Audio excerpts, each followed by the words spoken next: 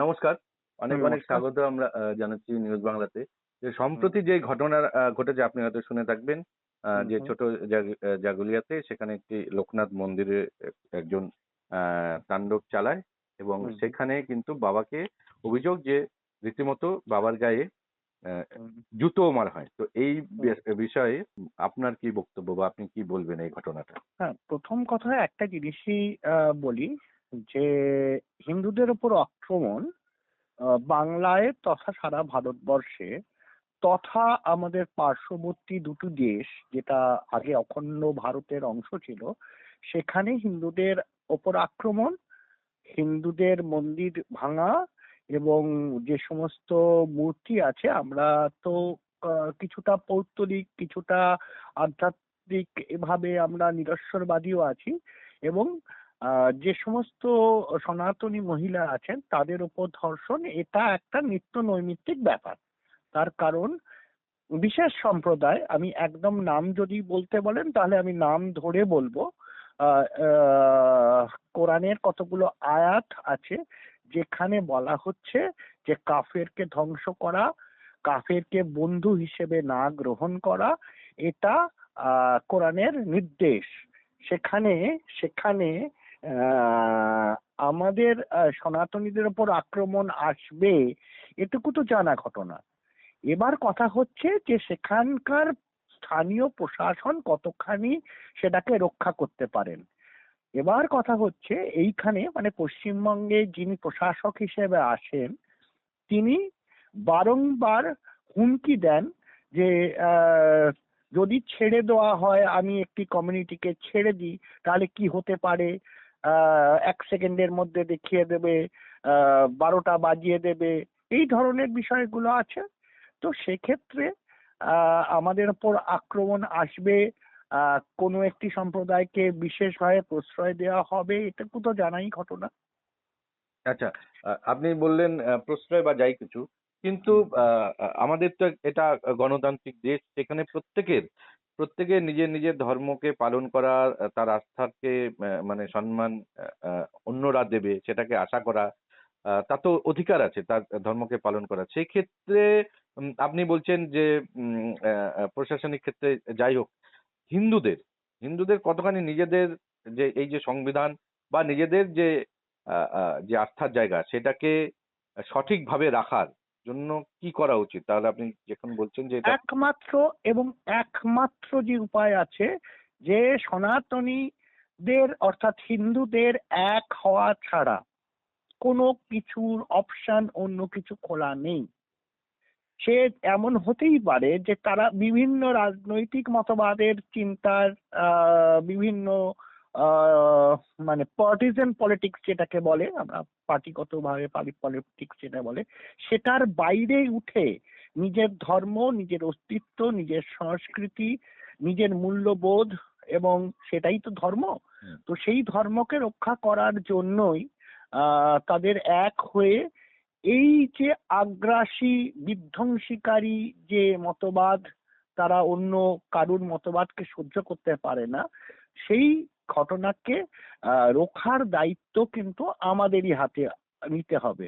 সেখানে কিন্তু কোনো জায়গাতেই প্রশাসন কি করবে না করবে তার জন্য মুখাপেক্ষী হয়ে বসে থাকার কোনো জায়গা নেই। হ্যাঁ, এটা পরিষ্কার করে শুনে নিন। যদি সনাতনীরা রুখে দাঁড়ায় তবেই আক্রমণকারীরা সরে যাবে, আক্রমণকারীরা ভয় পাবে। সেই কারণেই একটাই অনুরোধ আপনার আপনার সংবাদ মাধ্যমের মানে মাধ্যমে আমি অনুরোধ করব সবাইকে যে যে মতবাদ আপনার থাকুক না কেন, নিজের ধর্ম রক্ষার জন্য, নিজের সংস্কৃতি রক্ষার জন্য, নিজেদের বাড়ির নারী, তাদের সম্ভ্রম এবং আপনাদের সবার সম্পত্তি রক্ষা করার জন্য যা যা প্রয়োজন সেইগুলো আপনাকে সংবিধান দিচ্ছে। সংবিধানের 34 এবং 35 মানে বিএনএস এর 34 এবং 35 নম্বর ধারায় আত্মরক্ষার অধিকার এবং নিজের মতবাদ, নিজের পূজা অর্চনা করা, সেটার অধিকার আছে। ফলে প্রতিরোধ ব্যবস্থা তৈরি করতেই হবে, সংগঠিত হয়ে আক্রমণের প্রতিহত করতেই হবে। এটুকু মাথার মধ্যে ভালো করে ঢুকিয়ে নিন। কোনো জায়গা থেকে কোনো অবতার এসে আপনাদের রক্ষা করবে, এই চিন্তা ভাবনা মাথার বাইরে বার করে রাখুন। আচ্ছা, একদমই। কিন্তু একটা বিষয় হচ্ছে কি, আশ্চর্যজনকভাবে এই যে বাবা লোকনাথ, যিনি যার সারা পৃথিবীতে এত ভক্ত রয়েছে এবং অনেক মানে মন্দির রয়েছে, অনেক বাবা লোকনাথের নামাঙ্কিত অনেক সংগঠনও রয়েছে, হুম, হুম, এবং বাবা লোকনাথের একটা ভক্তদের মধ্যে একটা বড় অংশ হচ্ছে গিয়ে অন্য সম্প্রদায়ের। তো হুম, হুম, সেক্ষেত্রে বাংলাদেশে কিন্তু কখনো, এখনো পর্যন্ত এটা হুম, বারবার উঠে আসছে এই ঘটনাটা, যে হুম, এই রকম কখনো ঘটনা ঘটেনি যে জুতো খুলে বাবার গায়ে মারা বা তাকে আঘাত করা। তো এই যে ঘটনাটাকে আপনি সেটাকে কি কি হিসাবে দেখবেন, যে এই এইরকম একটা নজিরবিহীন, এরকম একটা ঘৃণ্য, হুম, হুম। জঘন্য পৈশাচিক একটা ব্যাপারটা কি ঘটনা? আছে, আমি একটা জায়গায় এটা তো যদি বাংলাদেশ আমাকে, নয়। না না না, আচ্ছা, আমি যদি আপনি কিছুটা সময় দেন আমি ওটা হ্যাঁ, আপনি ব্যাখ্যা বলুন। করে বলতে পারি। হুম, সেটা হচ্ছে যে ওনারা কি মারছেন, ওনারা একটা যদি মূর্তি হয় বা ওনাদের ভাষায় একটা পুতুল, হ্যাঁ, বা বুদ্ধ বলা হয়, আরবিতে বুদ্ধ কথাটা ব্যবহার করা হয়, সেই বুধের উপর আক্রমণ করছেন। কারণ তারা নিজেদের বলেন বুধ পারস্ত, হ্যাঁ, অর্থাৎ বুধ ভাঙা, হ্যাঁ, বুধকে ধ্বংস করার কমিউনিটি। ফলে তারা এই জিনিস জায়গায় আক্রমণ করবেন, এটুকুই তো ধরে নেওয়া যায় না। যদি ধরুন কোনো একটা জায়গায় আপনারই বাড়ির পাশে কোনো একটা মদের ঠেক হচ্ছে বা গাঁজার ঠেক হচ্ছে, আপনি কি করবেন? আপনি যদি সেটাকে পছন্দ না করেন তাহলে সেটা ভেঙে দেবেন, তাই না? হুম, তো ওনাদের এই কমিউনিটি, যে কমিউনিটির কথা আপনি বলছেন, আমি বোঝাতে চাইছি সেই কমিউনিটি, তারা এই পুজো আশ্রা এই মানে বিষয়টাকে তারা পছন্দ করে না বলেই আক্রমণ করেছে। এটা কিন্তু কোনো সনাতনী করবে না, কারণ আপনি যারা শৈব তাদের বাড়িতে কিন্তু আপনি তুলসীর মঞ্চ পাবেন, আপনি লক্ষ্মী কে পাবেন, দুর্গাকে পাবেন, শিবকে পাবেন। তারা বিষ্ণুকেও পাশে রাখেন, শিবকেও পাশে রাখেন। কারণ আমাদের কাছে এইটা খালি উপাসনার পদ্ধতি মাত্র।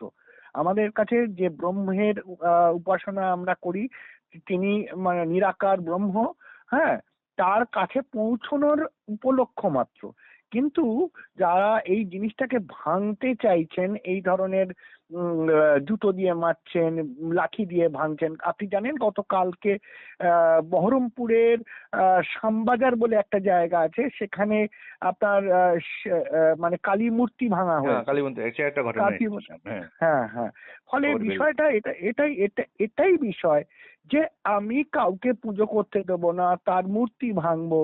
আপনি জানেন কয়েকদিন আগে আপনার কালীকে ভেঙে পুলিশের ভ্যানে তোলা হয়েছে। হ্যাঁ, আপনি জানেন যে এই মেটিয়াবুরুজ অঞ্চলে কালীর মূর্তিকে ভেঙে প্যান্ডেল ফ্যান্ডেল সমস্ত ভেঙে দেওয়া হয়েছে। ফলে বিষয়বস্তুর কিন্তু অভিমুখ কিন্তু এক জায়গায়, যে সনাতনীদের পূজা পদ্ধতির উপর আমাদের আক্রোশ, ফলে আমি ভাঙবো, এই যে বিষয়টা আছে, আমি কোনো মূর্তি রাখতে দেবো না, কোনো কাউকে পুজো করতে দেবো না, আমি আক্রমণ করি। কিন্তু একটা জায়গায় ওনারা ভুল করে যাচ্ছেন, সেই ভুলের জায়গাটাও আমি ধরিয়ে দিচ্ছি। যে ওনারা যদি মনে করেন একটা দুটো হাজার মূর্তি ভাঙলে হিন্দুদের পূজা ভেঙে যাবে, এটা আমরা নিজেরাই অনেক সময় কি হয়, কোনো সময় মূর্তি পুজো করার পর আমরা জলে বিসর্জন দিয়ে দিই। তার কারণ আমরা জিনিসটাকে বলি যে সমস্তই অনিত্য, হ্যাঁ, একমাত্র ব্রহ্ম সত্য, বাদ বাকি সবই মিথ্যা। ফলে আমরা সেই ব্রহ্মকে প্রাপ্তর জন্য একটা আকার তৈরি করে তাকে পুজো করি। ফলে আবার তারপর পুজো হয়ে গেলে তাকে আমরা জলে ভাসিয়ে দিই। ফলে ওনারা যদি মনে করেন এরকম মূর্তি ভাঙলে যদি আমাদের ওপর আঘাত আসবে বিরাট, আমরা কান্নায় ভেঙে পড়বো, বিষয়টা এরকম নয়। এরকম যদি হতো তাহলে মুঘলরা, হ্যাঁ, এরা মানে অন্যান্য যারা যারা এসছেন বাইরে আক্রমণকারী, তারা কিন্তু অনেক মূর্তি ভেঙেছেন, তাতে কিন্তু সনাতন হিন্দু ধর্ম শেষ হয়ে যায়নি। হ্যাঁ, এই বিষয়টা, মূর্তি আমাদের কাছে একটা উপলক্ষ মাত্র, আমরা আবার একটা মূর্তি তৈরি করে নেব। কিন্তু ব্যাপারটা হচ্ছে বিষয়বস্তু, মানসিকতা কি কাজ করছে, একদমই। বিষয়টা মানসিকতায়। আচ্ছা যে কি ধ্বংসাত্মক মানসিকতা নিয়ে তারা এই আক্রমণটা করছেন। বলুন পরে। আচ্ছা এখন মানে আপনি বলছেন যে এটার একটাই উপায় আছে যে সংঘবদ্ধ হও এবং সংঘবদ্ধ হয়ে এটার প্রতি নিজেরা একজোট হয়ে একদম প্রতিবাদ করো। প্রতিরোধ করো, না প্রতিবাদ নয়, প্রতিরোধ প্রতিরোধ। করো। আচ্ছা প্রতিবাদ আর প্রতিরোধের মধ্যে তফাৎ আছে। প্রতিরোধে যদি প্রয়োজন পড়ে শক্তি প্রয়োগ করতে হবে। প্রতিবাদ ভাষার মাধ্যমে হয়, প্রতিরোধ শক্তির মাধ্যমে হয়। মানে আপনি যখন বলছেন যে ওই সময়টা চলে গেছে যেখানে ভাষার একদম মাধ্যমে শুধু ভাষার মাধ্যমে আর প্রতিবাদ করার কোনো জায়গা নেই এখন। যেমন আক্রমণকারী আসবে, দরকার পড়লে তার হাত এবং পা যে জায়গায় তারা ওই কাজগুলো করছে তা ভেঙে দাও, পরিষ্কার কথা। যে আমার ধর্মকে রক্ষা করার জন্য যদি তাদের আক্রমণে প্রতিহত করতে গিয়ে তাদের হাত পা ভাঙা যায় তাহলে যাবে, কোনো কিছু করার নেই। আমরা দেখতে পাচ্ছি যে বিভিন্ন বিষয় এমন হচ্ছে যে কোনো একটা এই ধরনের যখন কোনো ঘটনা ঘটছে সেই ঘটনাকে ধামাচাপা দেওয়া বা সেইখানে মানে আপনি প্রতিরোধের কথা বললেন, প্রতিবাদের জায়গাটাও আসছে না হিন্দু ধর্মের না থেকেই, ঠিক না না আছে? না, এটা এটা এটা কারণ কি জানেন? কারণ হচ্ছে তো সেই জায়গায় দাঁড়িয়ে আমাদের এই বারবার প্রতিরোধের ওই করে। জায়গাটা কি করে আসবে আপনি? হ্যাঁ, আমি একটা কথা বলি। এটা এটা এটা এটা খুব সুন্দর আপনি প্রশ্নটা করেছেন। হুম, আমাদের বারবার শেখানো হয়েছে তোমরা ক্ষমা করতে শেখো, ক্ষমা পরম ধর্ম, এই কথা বলা হচ্ছে বারবার করা। কিন্তু বিষয়টা এরকম, এই প্রতিবাদ করতে ভুলে ভুলে যাওয়া তার অন্যতম কারণ আমাদের শিক্ষা ব্যবস্থা এবং যে শিক্ষাটা আমাদের দেওয়া হয়েছে যে তোমরা সহ্য করো। এর ফলে একটা নপুংসক হিন্দু জাতির সৃষ্টি হয়েছে, নপুংসক হিন্দু জাতির সৃষ্টি হয়েছে। ফলে যারা এই নপুংসকতাকে তার নিজের শক্তি মনে করবে তাদের ধ্বংস অনিবার্য। কোনো জাতি কোনোদিন এই মানে ভয়ে লুকিয়ে পড়ে তার সংস্কৃতিকে বাঁচাতে পারেনি, পৃথিবীর ইতিহাসে কোনো জায়গায় হয়নি।